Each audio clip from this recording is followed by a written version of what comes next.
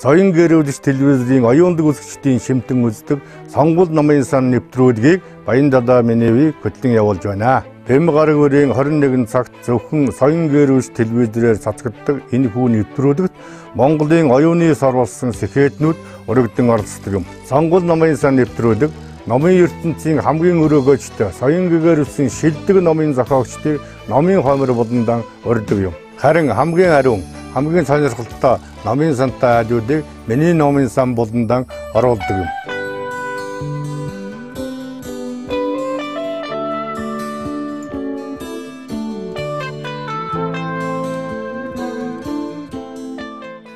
Монголчууд хүн төрөлхтөнд оюун ухаан бэлгэсэн гэж нэгэн суутны хэлсэн үгүй. Тиймээс өнөө цагийн үзэгчид та бүхэнд сонгуул ном уншиж соён гэгэрнэ гэдгийг дахин хэлмээр байна.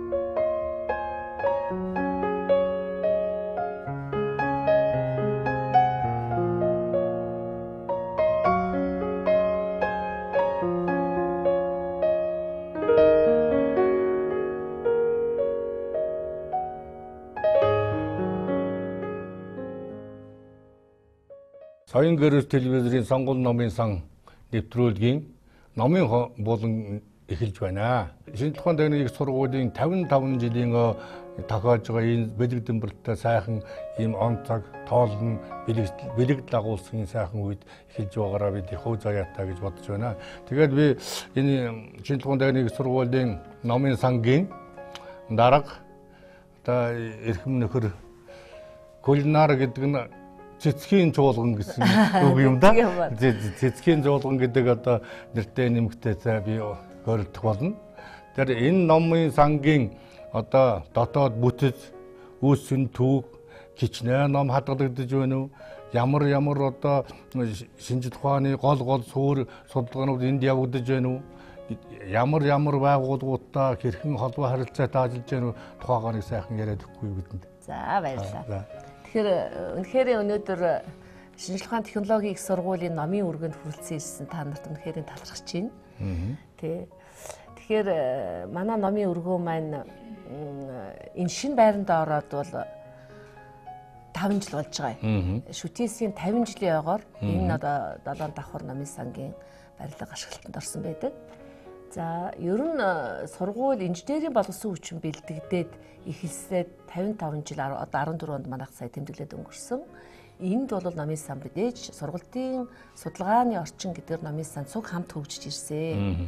Тэр үед бол нэг 100 хүрэхгүй 200 хүрэхгүй номтой байсан бол өнөөдрийн байдлаар одоо цаасан бөгөөд одоо сүүлийн үеийн онлайн гэдэг шүү дээ бид нэр электрон номнуудаагаа нийлээд нэг 400-аад мянган номтой байна да. Тэгээ төв номын сан бол манайх одоо сая шинэ бүтцээрээ 8 бүрэлдэхүүн сургуультай болсон.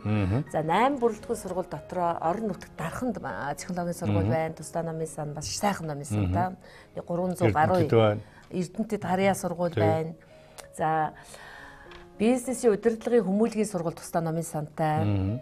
Холбоо мэдээллийн сургууль тусдаа номын сантай, механик тээврийн сургууль номын сантай гээд эдгээр тусдаа номын сантай сургуулиудыг төв номын сан сургалт арга зүй дээр хангаж ингэж бид нар ажилладаг юм. Манайх одоо шүтээсээр оголсон нийт нэг 60 гаруй ажилтнууд энэ номын одоо бодлого нээлттэй орчинг одоо хөгжүүлж үйлчлэгээ үзүүлж идэг.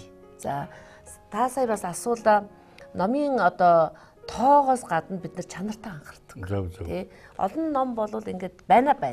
Тэгээ бид нар сая өнгөрсөн одоо 14 оны сүүл үед төрийн өмчийн хороогоор ороод энэ маань төрийн сургууль энэ маань сургуулийн үндсэн хөрөнгө шүү дээ ном гэдэг маань. Тэр утгаараа нэгэд од номнууд бол агтлагдсан. За агтглаа гэд улсууд агтлалт гэхээр хайдаг. Бид нар нэг давхар та нар бас орж ирэхэд анзаарсан баг.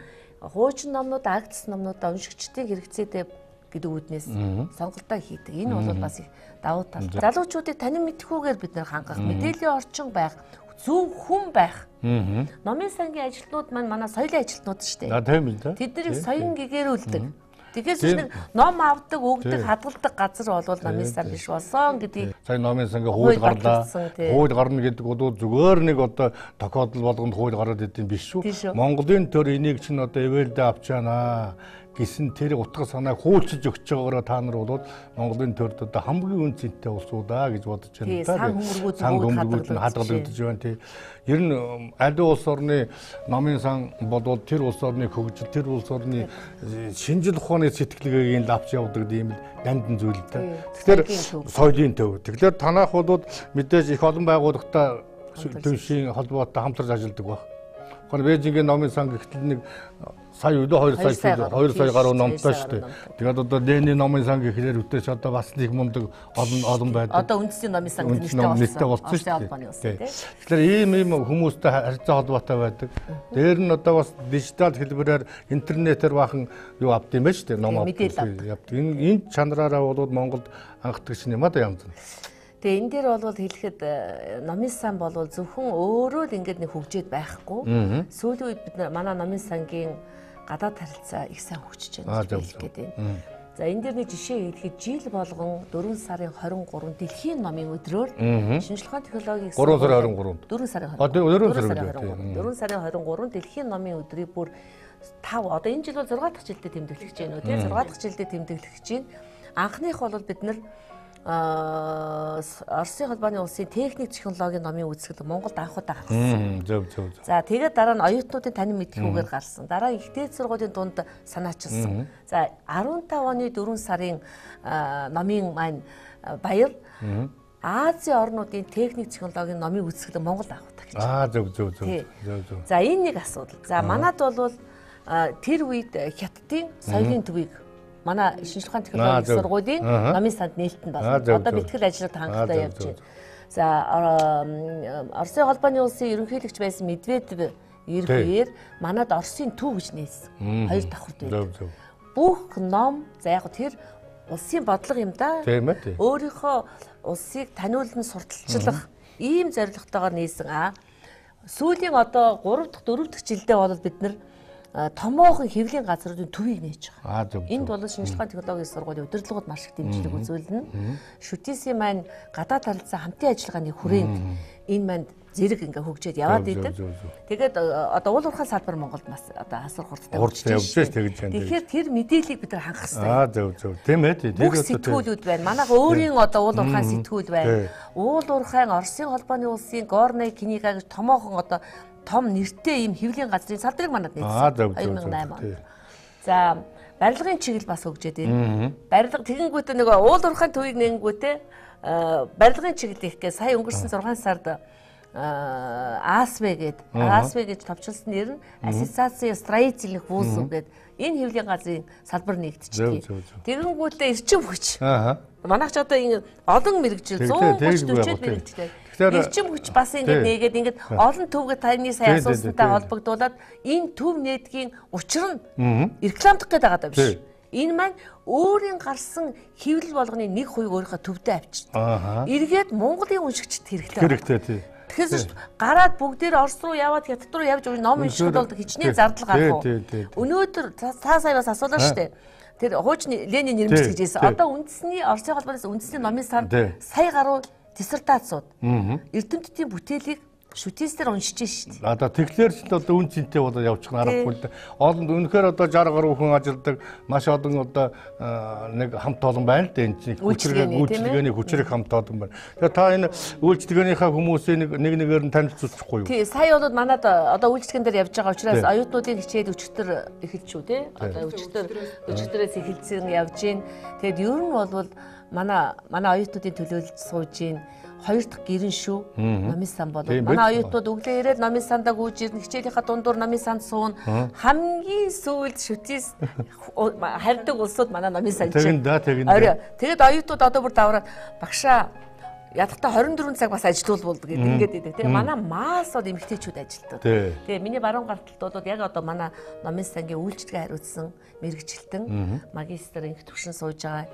Тэгээ одоо бидний энэ өрөөний энэ тэнхмийн одоо үйлчлэгээ үзүүлдэг манай инх насан байна. Номын санж одоо бас 8 9 жил ажиллаж та. Манай соёл урлагийн их сургуулийг төгссөн номын санжаар. За Эрдэнэ цэцэг байна. Эрдэнэ цэцэг бол онлайн уншлагын тэнхим гэж манай одоо орчин үеийн одоо дижитал хэлбэрээр уншдаг уншлагын тэнхмийн одоо хариуцж ажилладаг.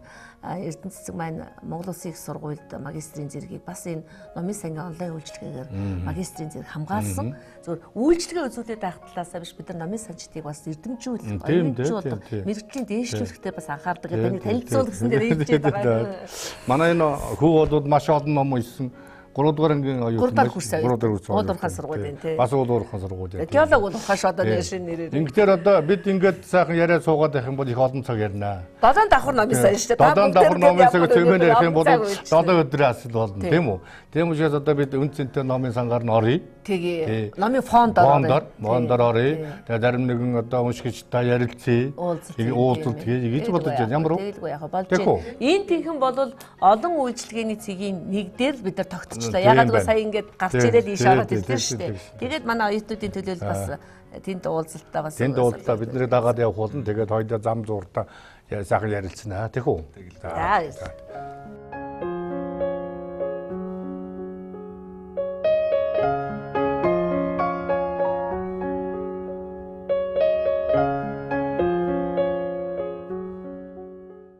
За намайг Ган Эрдэнэ гэдэг. Одоо шинжлэх ухаан хуучнаар бол уулуурхайн инженерийн сургууль гэдгээр бид хүмүүс мэдэн те. Тэрхүү сургуулийн 3 дугаар курсэд уулуурхайн ашиглалтын технологиор одоо 3 дугаар курсэд сурж байгаа оюутан. Анх 1-р курсэд бол орж ирэхэд энэ 7 давхар номын сангийн бодоход нэг төсөөлөг гэсэн байсан тийм. Бид бүхний одоо мэдих бараг сургуулиудаас том нэг номын сан байгаад байдаг. Бүх ном нь одоо яг чин сэтгэлээс ингэ бодоод үзэх юм бол оюутан биднийг хөгжөөсөө, дивжээсээ тийм номоороо дамжуулан мэдлэг боловсролыг олж аваасаа, өөрөө хөгжиж сураасаа гэдэг үн цэнийг ойлгуулах гэж тийм бүх энэ ажилчид маань оюутан бидний төлөө ажилладаг байна. Яг 10 жилийн хувьд бол тийм уран зохиолын номнууд, одоо түүхийн холбогдлолтой номнууд уншиж ирж байсан бол яг энд орж ирээд мэрэгжлийнхэн хүрээнд тийм яг мэрэгжилдээ энэ мэрэгжил манад хэрэгтэй гэдэг ойлгосны үүднээс ухамсартайгаар мэрэгжилдээ чиглэсэн тэр технологийн номнуудыг уншиж эхэлж байгаа. Манай одоо уулуурхайн тэнхимийн маань одоо профессор Эрдэмтэн багш нарын маань гаргасан тийм олон одоо эрдэмтлийн судалгааны ажлууд байна. Яг одоо гадаадын ном хэвлэлүүдийг орчуулж тийм ээ одоо бид бүхнийг яг ойлгомжтой байдлаар одоо ойлгуулж бичсэн номнууд байна. Тэгэхээр яг одоо их сургуульд орсноор бол яг ухамсартайгаар мэрэгжилтэн болоо гэсэн үднээс номыг уншдаг юм байна. Тийг бас өөр юм дээр. Ер нь танаа үеийнхэн дотроос бол би чамаг манай энэ номын сан ажиллаж байгаа хүмүүс ярьсан л дээ. Тий. Эвүүдийнхэн дотроос хамгийн олон ном уншсан гэдэг байгаа. Тий. Тэр энэ танаа үеийнхэн ном унших их хобби нь одоо хэр байна? Эсвэл одоо интернет ч юм уу эсвэл нэг тийш баар цэнганы газар чөлөө цаг өнгөрөх тухайд их бах юм ярьдэн штэ. Тэгэхээр залуу хүнд бол чөлөө цагийг хаана өнгөрөөвд их зүгээр юм байна. Тий. Энд чи одоо манай шинжлэх ухааны технологийн сургуульч маш олон оюутантай. Одоо маш олон оюутан. Тий. Энэ олон оюутан дундаас одоо ном уншдаг оюутан байна. За таны саяны хэлснээр чөлөө цэг арай буруу өрүүлдэг оюутан байна. Янз бүр. Тэгээ манай шинжлэх ухааны технологийн сургууль бол би бидалтын үед одоо 1-р 7 хоног эхлээд 16-р 7 хоног дуустал энэ номын сангууд пиг дүүрэн байдаг. Хүүхдүүд номын санд дүүрэн байдаг. Тэ? Шинжлэх ухааны технологийн сургуулийн оюутнуудыг номонд их хайртай юм болов гэж. Монголчууд энэ хэлдэг үг байт юм л да. Ханьгүй хотныг харанхуу, номгүй толгойныг харанхуу гэдэг үг байдаг. Тэгэхээр үнэхээр одоо ингэж номоо хэмэлж номын буй ингэж шүтнэ гэдэг бол бүх буйны эхлэл байдаг юм аа. Тэгээ чи энэ залуучуудад хандаж юу хэлмээр байна вэ энэ чиглэлээр? За миний үеийн одоо яг залуучууд манад бол Монгол улсынхан ирээдүйн хойж одоо та бүхний маань өвлүүлж ирсэн энэ хүү сайхан газар нутаг өвс соёл те түүх бүх зүйлийг мандуулж, бадруулж дээш нь авч явах хэрэгтэй. Тэхийн тулд хүмүүжилтэй, за мөн мэдлэг боловсралтай, юм соёлтой иргэн болж төлөвшөх хэрэгтэй. Хамгийн нэгдүгээрт бол би бас одоо их сургуулийн оюутнууд бол мэдээж хүмүүжил тэр талаар бол дажгүй гайгүй сайн гэж би ойлгодог учраас мэдлэг боловсралыг олж авахын тулд маш их боловсрох хэрэгтэй юм болоо гэж боддог. Би одоо өөрөө боловсрцсан хүн бол биш. Боловсрч яваа айдлан учраас оюутан залуустай уриалж хэлмээр байна. Тэгэхээр ганцхан боловсруулаад мэдлэг олоод нэг хангалтгүй. Эрдэмч хэрэгтэй. Эрдэмж гэдэг бол юу гэсэн үг вэ? Туршлагаж нэг гэсэн үг. Тэр үндэ бүр одоо өөрийн нэг эд ис 6 дахь мэдрэх үг нь одоо яа нь бүр дээд зэрэг хөгжүүлнэ гэсэн үг л да. Тэгээд чиний одоо эрдэмжих их үйлсэд нь амжилт хүсье. Монголын хамгийн сайн инженер, хамгийн сайн уулархан ажилтан энэ Монголыг авч явах сайн хүн болоорой. Баярлалаа. Ерөөд Баатар шиг.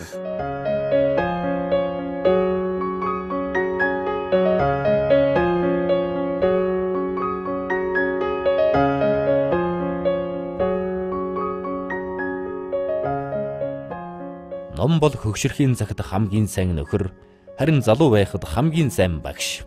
Самуэль Исмаилс. Багш нарын одоо сурах хүчийн энэ фонд руу орж байна. Тэгээд одоо 30-40 мянган ном хадгалж. Зөв. Ямар одоо энэ ямар угшилтай ямар түүхтэй энэ талаас нь чагаа нэг яриад өгөөч. За юу одоо манай энэ фондон дээр бол манай соёлын тэргүүний ажил алтан цэцэг, соёлын тэргүүний ажилтнаа Цэнтхүү хоёр бол энэ фондон дээр ажилладаг. За өнөөдрийн байдлаар манай сурах бичгийн фонд гэдэг шинжилгээ ухааны технологийн сургууль 2 фонд бүрддэг. Тэгээ сурах бичгийн фонд, эрдэм шинжилгээний фонд гэдэг. Эрдэм шинжилгээний фондор бас бид нар орно. Тэгэхээр одоо яг ороод ирсэн байж байгаа фонд маань оюутнуудын өдөр тутмын мэрэгжлийн гэрээр 7-оос 14 хоног тодорхой хугацаагаар саяны уншлагын техникүүд бол ерөөсө уншлагын техникдэл уншина. Энд бол яадаг байх нь гэрээр ном олгодог. 140-од мэрэгжлийн 50 мянга 50 мянга болсон. Тэгээ сая нэрээ нэмэгдэж орж ирсэн баг. Хамгийн үнцэнтэй, хамгийн сонирхолтой эрдний сурах бичиг дээр юу байд юм та? Геологийн чиглэлийн номнууд байна. Тэр бол их одоо хэдэн зуугаар ярина. Тэрийг бол бид нэр яг журмынхын дагуу сэлбэн засаж байгаа. Сэлбэн засаа. Тэгвэл номыг өөрчлөх юм уу онлайн хэлбэрт оруулахад зохиогчийн 60 жилийн бас түүхтэй байж байгаа. Одоо энэ дээр бол бид нар сая нүүрэн тавдаа бол яг оюутнуудын байнгын авдаг номнууд байдаг бол энэ номнууд бол бас одоо энэ бол одоо маш их эртний ном байж шээ. Энэ одоо юу вэ? Илуурхан ажил тий. Тэгээд бид нар энийг бол бас оюутнуудад навсайснаар нөхгүй тий. Тэгээд олон жил болсон номнуудын технологи нь бас өөрчлөгддөг, агуулга нь өөрчлөгддөг. Гэхдээ бид нар профессор багш нарын номыг зөв стандартын дагуу хадгалж хамгаална гэдэг бол маш чухал. Тийм бай тий. Тэгэхээр үнцэнтэй юм шүү. Цаг цагийн одоо түүхийг илэрхийлдэг учраас цаг цагийн мэдлэгийн их чансааг илэрхийлдэг учраас энэ ном бол одоо үнэхээр үнцэнтэй ном уу. Энэ бол одоо ингээд би танд түрүү бас хэлсэн шүү дээ. Энэ шинэ номын санд ороход үлдсэн энэ номын тавиурууд байна. Одоо ингээд та харж байгаа тий. Энэ эдрийг ингээд энэ номнууд бол энэ бол ихтэй сургуулийн номын сан гэдгийг бас тий зүгээр танин мэдхийн номын сан бас манай хийх хоолны тийш дээ хоол мөнхийн хэрэгтэй болдог учраас Жаданбагшийн ном байна. Зөв. Жаданбагшийн ном байна. Маш олон хүн одоо уншдаг, олон оюутан уншдаг ямар ном байна? Манай геологийн сургуулийн буян гიშгүшийн ном байдаг. Манай төв хөвтэй мөртлөөс одоо оюутнууд хамгийн их ашиглагдаж хэрэгждэг. Манайх нэг мэрэгжлийн ном гэдэг утгаараа багш нарын бүх номнууд бол сурахчууд бол байнга үйлчлэгэнд орж эргэлтэнд орж ирдэг. Нэг сурахчид нэг хичнээн тоотой байдгийг. Хамгийн дээдлийн сурахч манад одоо дүрслэг геометри ном байгаа да, Тамар агш ном 620 шиг байна. Хідэн номоос гадна бид нар фондон дээр чанар их чухал. Тэр үнэн. Хоёрд оюутан төгсөж гарахдаа номоо авчир тушаачаад бүх номыг гадаад ихтэй сургуулийн номын сан болвол нэмэлт материал үзэхийн тулд номын санд орж ирдэг. Бусад номыг одоо нэг давхрын манад байна шүү дээ. Номын худалдаанаас оюутан худалдаж авах хэрэгтэй. Өөрөөр хэлбэл оюутан төгсөхөд мэрэгжлийн нэг 5-аас 10 номтой төгсөх хэрэгтэй юм. Би нэг юм сая би Москва яваад ирсэн юм л да. Тэ нэг юм ажиглалаа л да. Одоо энэ багш нарын одоо үнцэнтэй ондын номуудыг жижигхэн тийм поршуур маягтай болгоод гарын авлага маягтай болгоод тэгээд тэрийг бол спригал гэж нэрлсэн байна. Тий. Бүр тэгээд ингээд эрдэмтдээр бичүүлчихсэн тийм номууд их болцсон байх. Болцсон. Манад тийм байт юм. Байна. Манад байна. Тэгээд бичүүлсэн. Агуулгаар нь бичсэн. Та үндэсний номын сан түрүүн бит хоёр бас ярилцсан дээр гарсан шүү дээ, тий. Тэрэн дээр болохоор зэрэг багш нар одоо очротгой гэхэд манай анхны ерөнхий гэрч. Очротгой гэхэд уул уурхайн чиглэлийн бүх номнуудаа номын санд өмчлөсөн. Зөв. Зохиог ширхий өгсөн гэсэн үг шүү дээ. Тий. Өөрөөр бид нар тэрийг сэдвэн зассан, CD хэлбэрт оруулна, таниулна, сурталчилна, дахин хийвлээд дутах юм бол боломжтой ийм болчихж байгаа. Тэгээд ер нь багш нарыг бид нар уулзалтын дараа зандаа батламж өгдөг. Зөв. Тий, өөр номны хилцүүлэг шинэ ном гаргахаар за уул уурхай гэдэг одоо манай саяны оюутан маань хэлж байна тийм ээ. Лайхан суран багшийн одоо тэслэгээний ном гарлаа гэж бодъё. Зэдэн дорж багшийн ашиглалтын ном гарлаа гэж бодъё тийм ээ. Тэглээ гэхэд заавал бид нар уулзалт зохион байгуулдаг. Энэ ер нь сурах бичгийн ямар чиглэлээ үздсэн оюутнууд. Тийм болохоор зүгээр ном нь ирээл ингээд полкон дээр ингээд хадгалагдахгүй. Зохиогч оюутнуудын уулзалтуудыг бид нар байнга зохион байгуулдаг шүү. Тэгэхээр чинь тэр нэгдүгээрт нь бол ерөнхийдөө тэр бичсэн хүнтэй нь өөртөө нь оюутнууд ярилцахаар уулзахаар бас их нарийн нюансыг мэдж авна. Хоёрдугаар тэр номыг чинь бас өөрөө авах мэрэгжлийн хүний хувьд хадгалах үн цэнтэйг мэдрэх ачаал бүгдэлтэй байдаг юм байна. Тэгээ сая манайх шинэ жилийн өмнө бол манай номын санаачлаад сонирхолтой юм ийсэн оюутнууд. Тэр бол цаасан номын давуу тал. За электрон номын давуу тал гээд эргүүлээд тэрийг номны нөгөө хавчуурга болгож ашиглаж байгаа. Зөв. Тэгэхээр зэрэг чи цаасан номыг болохоор зэрэг чи за би номоо уншиж байгаа хоорондоо дараагийнхаа сэдвийг бодох давуу талтай байд юм байна. Цаасан ном. Тий. Эргүүлж унших дуртай. Ер нь бид нар судалгаа байнга хийдэг. Ер нь бол багш нар ч оюутнууд ихэнх хувь нь ягаад ч юм цаасан номоор илүү тэмүүлж байгаа харагдаад байгаа шүү. Тий. Онлайн бол нэг удаа дараад алга болно, нүд ядардаг, бүгдийг кайфтаж эргүүлж унших боломжгүй ч гэдгийг бол тий бид нар их сонирхолтой байдлаар онлайн хийсэн. Дизайн тал нь, програм мэдэр талтай их арай. Бүр номыг одоо ингээд бүр зүгээр хар ярианы хэлээр бүр боолчилж уншна гэдэг юм л зураад хажууд нь бичээд. Тэр дуртай. Тэгээд манайхан сая би шинжилгээр тэр номнуудыг бүр ингээд агуулгатай ингээд ёолкны тоглоом шиг хийсэн. Харахад тэгээд бүх номнуудын нэрсээр. Тэгээд эргүүлэхээр дотор талд нь одоо хэн багшийн ном байсан. Чин зэрэг багшийн ном байсан. Тий. Садандар жагшийн байна. Эрчим хүчний манай агчимч. Тэдний номнуудыг хийц оюутнууд харахад бол эргээд тэр ёлка хураал дахиад оюутнуудаа тараагаад өгч байгаа. Зөв. Тэгэхээр зэрэг чинь эргээд хэрэгдгээ бий болгож байгаа. Тэгэхээр би одоо бүх номнуудыг одоо 20-30 бол савчин бас юутай шүү дээ. Хэмжээтэй. Тийм болохоор жишг болгож аваад оюутнууд үнэхээр энэ багшийн ном надад хэрэгтэй гэвэл яг худалдаж авах хэрэгтэй юм байлаа. Гадаадд бол номын санд нэмэлт материал үзэх гэж ирнэ шүү дээ. Манай оюутнууд бол бүр 10-11 хүртэл суун. Тэ номын сан бол дүүрдэг шүү дээ оюутнуудаар. Их сайхан байдаг. Өнөр шиг бид манай номын сан ч одоо бас баг бүгдийн заадуудын ингээд ороод суух юм бол нэг 600-аад хүн суучаар 980 судалтай. Чи бол том номын сан шүү. 980 судалтай номын сан болоод одоо энэ манад лав. Тэгээ ер нь бол манайхан энэ их сайхан ном яриад байна бид нар номын үн аягүй өндөр болсон. Тэр шинжлэх ухааны технологийн сургууль шин дүрм журм одоо ном авах. Манай электрийн туршлагаар баталгаажуулдаг. За жил болгон нийт оюутны сургалтын төлбөрийн 1.5-ыг ном авах зарцуулнаа. Зөв. Авчдаг. Зөв. Тэгэхэд өнөөдөр үндэсний номын сан ч үйдэг юм хүүхдийн номын сан одоо тэгээ төрөөс юу яахад бол бас ном авахд бас хүндрэлтэйгээр одоо бид хэвлэл мэдээлэл сонсоод байна шүү дээ. Зөв шинжлэх ухааны технологийн их сургуулийн хувьд бол багш нарын номыг авах олон улсын мэдээллийн сан авахд бол боломж бүрдэж байна. Тэгээ зүгээр сонирхолж хэлэхэд саяхан олон улсын магадлангаар манай нийлээд хэд мэрэгчид эрчим хүчний цахилгааны чиглэлийн манай бизнесийн удирдлагууд олон улсын магадланд орлоо. Тэгээ тэнд хийж олон улсын шинжээчд ирдэг юм байна. Тэгээ шинжээчд орж ирээд ерөөсөө лаборатори багшаа бэлдэн шүү дээ. Тэгэхэд өвөө номын санд орно гэсэн. Тэгээ номын санд орж ирж үзээд олон улсын магадлан учраас олон улсын ямар мэдээллийн сан танд ашиглаж байна. Гэт манай дээр Эвскаг тэр үед ашиглаж байсан. Шпингерийг одоо том мэдээллийн сан ашиглаж байсан гэсэн чинь гайхалтай. Тэгэхээр бид нар бол үнэхээр энэгээр бахархсан. Энэ бол бас хөрөг мөнгөтэй холбоотой гэдгийг би нэгээр онцолж хэлэх гээд байгаа юм л да тий. Номын сан бол том цонхтой, өндөр таацтай, гэрэл маш тод болсон. 2000 оны эхэнд бол номын санг бол зөвхөн нэг сургалтын орчин гэж ойлгодог байсан.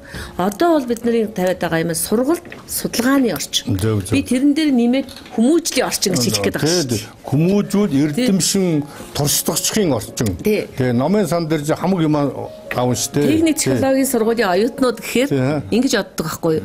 Ерөөсө тоогоо боддог, физикаа боддог, гээд ачираагаа зураг бичдэг. Тэгэхэд манай оюутнууд чинь дөрвөн мөрт гоё шүлэг бичнэ. Оюутнуудаа бид нэг уулзалт хийгээд дэлхийн номын өдрөөр 1-р курсын оюутнууд ирэхэд чинь бид номын сангаа гоё танилцуулна шүү дээ. Сургалтууд явуулдаг. Тэгээ ирэхэд чинь үнэхээр манайх би номын санчтаач хэлдэг. Соёлын ажилтнууд та нар. Тийм болохоор дөрвөн мөртөө уншдаг. Инженер байхад залуу байхад чинь одоо жинхэнэ өөрөө ертөнцийн тогтолцоогод инженерийн сэтгэлгээ. Амьдрал бол өөрөө инженерийн сэтгэлгээ. Тийм учраас энд чинь бол хамгийн юмд бүрэлдэж буцаж хүмүүжиж боловсрч байгаа ийм том орон зай шүү. Энд ажиллаж байгаа гэдэг бол хувь заяаны хэрэг. Тэгээд ер нь шинжилгээний технологийн сургуулиар зөвхөн манай оюутан багш нараас гадна бусад их дээд сургуулийн судлаачид маш их үйлчлэг үзүүлдэг. Ер нь бол ингээд би нэг өөрийнхөө сэтгэлгээнээс одоо өшөөж жагаад амьдралынхаа туршлагыг эргэлзүүлж жагаад нэг 21 ботно бичсэн. За 21 бот. Тэгээ өнөөдөр одоо танай нэг сайхан гэгээлэг танхим дотор танд энэ оюутнуудын оюуны хэрэгцээнд зориулээд номынхаа дээжийг танаа номын санд бол хандуулчихъя. Тэгээ дараа уншиж судлаад яана уу. Тэгээд манай ялангуяа оюутан залуучуудын таны мэдхийн маш их чөлөөтэй үнэтэй ном байлаа. Үнэхээр тань талархаж байна. Таны номын цагаан буян одоо тэлэх болтугай. За одоо дараагийн нэг номын сангамд орох уу? Тий. Одоо манайх эрдэм шинжилгээний би сая судалгааны орчин гэж хэлсэн шүү дээ. Тийм ба судалгааны орчин руу орё.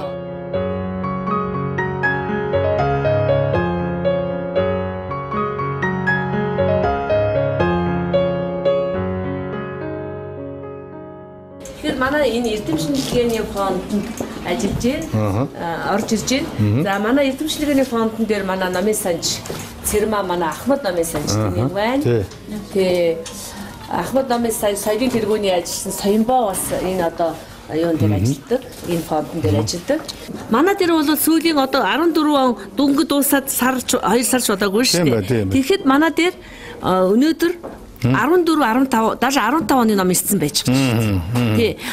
Хэрэг түүхэн ач холбогдолтой номнуудыг та сонирхож байгаа бол 6 давхрын. За тэгээд тэнд очиж юм байна. Манайх чинь ангилагдсан яг сорт төр байдаг. Энэ одоо хамгийн гардаг гэж шүү дээ. Инженерийг авдаг. Аштан малтмалын баяжуулалтын технологи гэдэг энэ эзэнд орж өгших үү? Эзэнд орж өгших үү? Эдгээр энэ бол маш их хэрэглэлтэнд одоо ингээд гардаг номнууд байна. Манай мэргэжлийн ном байна. Энэ 5 манай ил уурхаан технологи гэж байна. Хамгийн их эргэлт нэг оюутнууд нэгтэй учраас эргэлтэнд их гардаг нь бол илүү байх нь шүү. Үнэхээр одоо монголч нь уул уурхаан болцоход байдаг. Тэгээ уул уурхааны бүхэл одоо ондын сэтгэлгээ энэ номонд чинь чи өөрөө уул уурхаа ядсан шүү дээ. Монгол инженерүүд хэрвээ уул уурхаан ашиглалт юм уу хайгууд одоо бус юмнуудыг хийдэг бол ийм алдаатай юм хийхгүй нь шүү дээ. Тийм үү? Алдаатай юм хийхгүйгээс гадна маш их технологи тооцоонууд энэ дээр бас явж байгаа. Тэгэхээр одоо гэхдээ уул уурхай мэрэгчлийн биш олон хүн ярьдаг болсон юм шүү дээ. Тэгэхээр манайх бол судалгаатай технологитой нь олсон юмнууд байдаг. Би уул уурхай мэрэгчтэй. Жасраагаан эдийн засгийн онд бол бас гардаг гэж байна. Энэ бол тий. Өөр гадны зохиогчийн байна уу? Гадны зохиогчийн бол манай эрдэм шинжилгээний уншлагууд дээр байж дээ. За. Энэ бол бас нэг удаан хугацаагаар гэрээр ном бас өгдөг. Зөв. Оюутнуудад.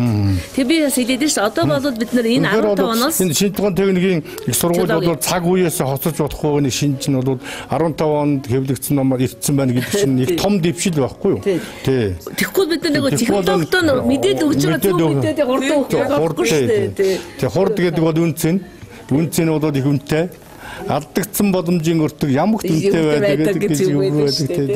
Оюутнууд маань өнөөдөр хөрхий орон нутгийн хүүхдүүд учраас эдгээр тань мэдхийн бүх номнуудыг аавна гэдэг бол мөнгө үнэтэй. Тийм болохоор энэ тань мэдхийн тэр сүүлд гарсан номнуудыг бид энд авчраа тавьчих.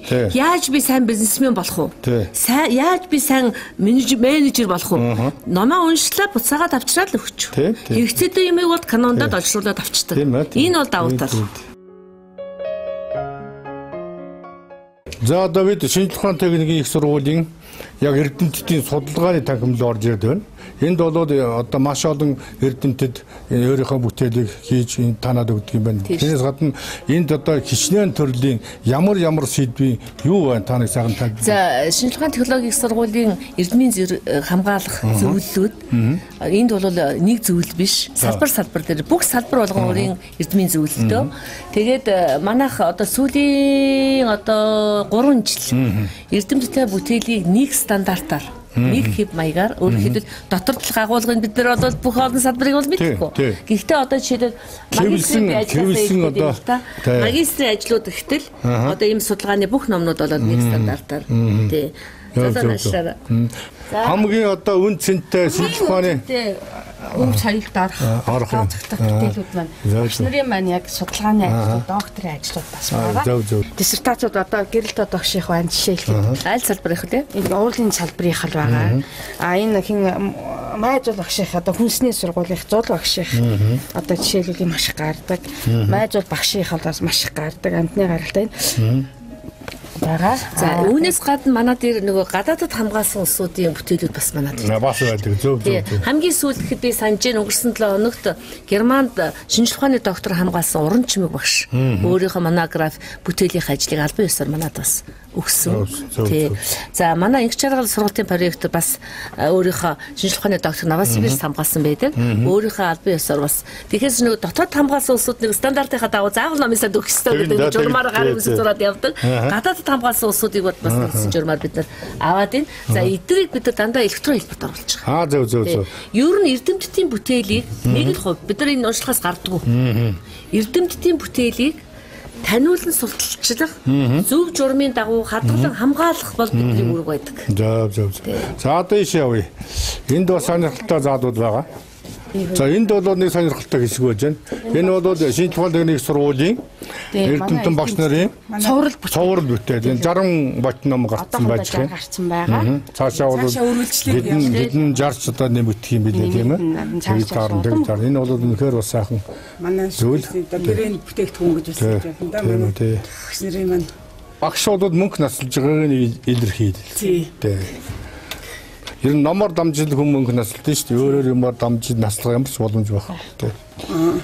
За энэ нөгөө түрүү хэлсэн шүү дээ. Сургалт хүмүүжил яг бестселлер болсон. Одоо нөгөө нэг дэлхийн гадаадын шилдэг ботууд өрнөц болон ботуудын сонгонод бас байжлаа. Заавал унших номын жагсаалтанд орсон байдаг. Тийм. Ганцхан сургалт.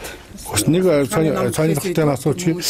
Заавал унших номын жагсаалт танад гардыг юм уу? За оюутан болоод ийм л ном уншин шүү. Оюутан биш. Манайх бол залуучуудын заавал унших ном байгаа. 100 ширхэг байгаа.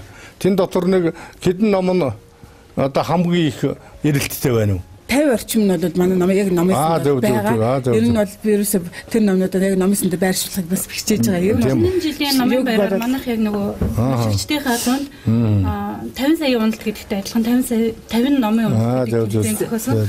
А яг тэр 50 номынхаа хүрээнд болохоор тэр залуучуудын унших хэвээр 100 номоос оруулаад асуултуудаа бэлдээд тэгээд ном бичсэн. Тэгэхэд оюутнууд доотлын эрдэм шинжилгээний фондоос мөн энэ номын уншлагаас энэ уншлагын танхимаас аюух номнууд зөв. Ер нь бол сүүлийн үед болон ер нь 10 дугаар ангиас хойш унших ёстой гэгддэг номнуудыг манай уншлагууд бол үсэндээ байлгаад байдаг. Түүхийн чиглэлээр уран зохиолын чиглэлээргээд зөв. Өөрөөр зөвхөн техник технологийн ном л гэж туйлшрахгүй. Тийм байна. Би хэлээд шүү дээ. Тийм ээ. Зөв хүн болох чинь маш олон янзын мэдээллийг авах хэрэгтэй шүү дээ. Одоо нөгөө 10 дугаар анги төгсгөл нэг 5 ном одоо удамлын их хувь заяач гэх юм уу тийм номнууд уншсан байх хэрэгтэй. Тэр номнуудад доор фонд нь байдаг. Зөв. Энэ дээр бол яг багш нар, доктор, магиструудад зориулсан. Тэгээд ерөнхийдөө энэ уншлагын номнууд хэвчлэн нэг хувь байдгаараа илүү үнэтэй. Гаднаас өндөр үнэтэй орж ирдэг. Нэг л хувь байдгаараа бас илүү. Манай энэ танхимыг гаднаас уншигчид бүр зарж ирж уншдаг. Тэр чинь их одоо үнэтэй зүйл. Манай дээр ганжуур данжуурыг яг энэ кирилл хэлбэрээр хөвлөгдээд гараад удааг байгаа шүү дээ данжуур. Тэрний хамгийн анхныхыг шинжилгээ ухааны технологийн их сургуулийн номын сандаар авсан байдгийг. Энэ дээр бид нар зөв жишг болгоод гаргаад тавьсан байна. 34 бот байдаг баха. 34 бот байдаг. Сууралдаар 50 гэсэн. Одоо гаргасан хувь болгоноос бид нар авдаг. Энийг бас сүүлийн үед судалгааны номнууд дээр бас их орж ирж байна шүү. Тэгээд эдгээр номнуудаас гадна тэр түүх байна. Дэлхийн монголчуудын түүх гэдэг. Энэ бол гайхалтай ном. Энэ судалгааны номн дээр. Тэгээ өнөөдрийн энэ сайхан нэвтрүүлэгт та энэ шинжилгээ ухааны технологийн их сургуулийн номын санг зорж ирж байгаа учраас би шинжилгээ ухааны технологийн их сургуулийн барилга архитектурын сургуулийн залуу багш инх тунгалгын орчуулсан 21-р зууны архитектурх дах эрхчлөө гэдэг. Энэ гайхалтай ном байгаа. Би сүүлийн үед одоо манай Улаанбаатарын архитектур барилга тэгээд энийг ингээ харж яхад нэгийг бодогдуулж ирсэн. Тий. Инх тунгалга багш залуу багш. Тэгээд энэ орчуулгын номыг таны одоо номын өргөнд чинь бэлэг болгоё. Танд үнэхээр талархаж байна. Бид нар бас цаашдаа болоод энэ сайхан гоё зохиогчийн уулзалтан дээр таны гоё алдартай дуунуудын өгнүүдийг дуучдаар дуулуулан байж урих болно. Өнөөдөр бол та санамсруу шууд орж ирсэн. Та гинтийн шалгалт хийсэн үнэхээр гоё юм уугүй юу гэд. Тийм болохоор бас энэ хан хүүхийн арман гэд. Та бас энэ цаг гаргаж уншаарай. Танд байдаг бол тий. Энэ 21-р зураг архитектур эрхчлөө гэж байна шүү. Тий. Гэтэ манай хэрдэх эрхчлөө бол нээлттэй болсон юм уу гэж би хардаг шүү дээ. Додон гайхамшиг архитектурын дотор хоёрынх нь монголчууд хийсэн байдаг. За танд амжилт хүсье. Танд одоо таны хамт олонд их баярлалаа. Үнэхээр одоо номын буян хаан дэлгэрсэн байна. Тэнд эдийн буян, эрдмийн буян, тийм үү? Өрийн буян, үйлсийн буян дэлгэрч явд ийм гайхамшигтай ийм одоо бэлэгдэлтэй юм уу? Тийм үү? Та нарын номын буян түгээж байгаа энэ гайхамшигтай ажилд чинь үеийн үед одоо хүн бүхэн дурсаж, хүн бүхэн төвнөөс шимээр хүртэж, сайн сайхан байхын ёроолөргий. Ингээд одоо энэ нэвтрүүлгийн яг энэ цагаан сарын босгондор байгаа энэ гайхамшигтай цаг мөчид тий хатуур дүүрэн хорголттой хонь жил гаргасан ш тийм үү. Тэгэхээр монголчуудын хонь бол одоо 20 сая болцсон байгаа. Танаа нам бол түүнээс их олон болтугай гэж өөрөө баярлалаа танарт. Баярлалаа.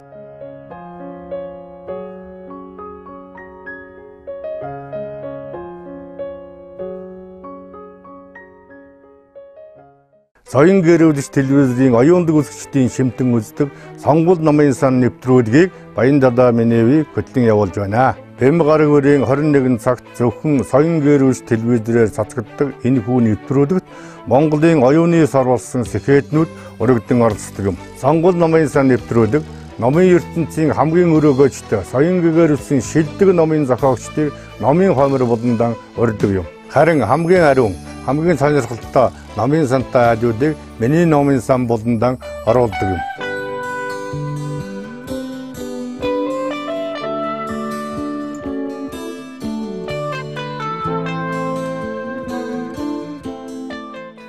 Монголчууд хүн төрөлхтөнд оюун ухаан бэлгэлсэн гэж нэгэн суутны хэлсэн үгүй. Тиймээс өнөө цагийн үзэгчид та бүхэнд сонгуул ном уншчил соён гэгэрнэ гэдгийг дахин хэлмээр байна.